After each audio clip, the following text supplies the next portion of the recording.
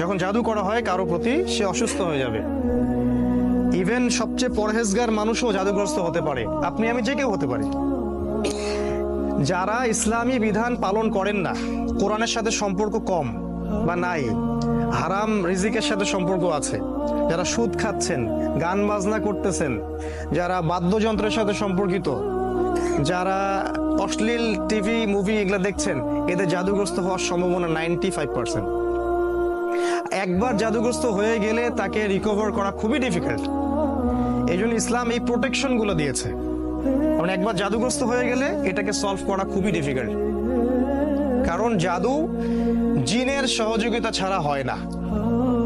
যারা জাদু করে তারা জিনকে তাবে করে। আপনারা কিন্তু কোরআন পড়লে দেখবেন আল্লাহ পাক বলেছেন জাহান্নামের ইন্ধন হবে মানুষ আর জিন, যারা একে অপরকে সহযোগিতা করত। আজ পর্যন্ত কিছু মানুষ আছে এই পৃথিবীতে, আপনার আশপাশেও, যারা জিনের সহযোগিতা নিয়ে বিভিন্ন কুফুরি কালাম তন্ত্র মন্ত্র করে, এবং গ্রামাঞ্চলে এটার প্রচলন অনেক বেশি।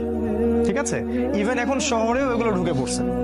প্রেমের জোড়া দেওয়ার জন্য, বাড়ির বরকতের জন্য, স্বামী স্ত্রীর সম্পর্ক উন্নয়নের জন্য বিভিন্ন কাজে